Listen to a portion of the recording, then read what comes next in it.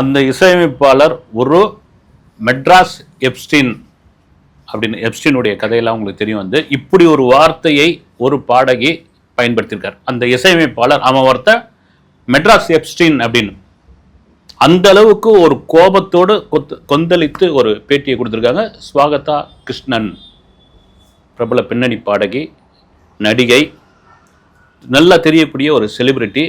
அதை தாண்டி அவருடைய சகோதரி மாயா கிருஷ்ணன் பிக் பாஸில் பயங்கர பிரபலம்.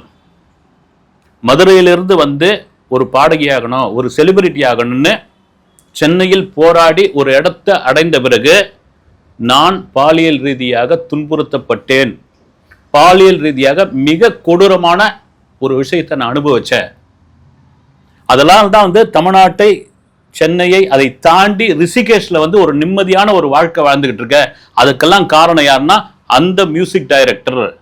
அவன் பண்ண கொடுமை இவ்வளவு. அவன் அப்படின்ற ஒரு வார்த்தை, அந்த மியூசிக் டைரக்டர் பேரு, அவர் உருவம், அவர் சிகப்பா கருப்பா குட்டியா நெட்டையா எதையும் அவர் சொல்ல மாட்டேன்றாங்க. ஆனா அதை அனுமானம் பண்ணிடுறாங்க. நமக்கு கூட தெரியுது வந்து, ஏன்னா அவங்களே சொல்லாத போது நாம ஏன் சொல்லணும். நம்ம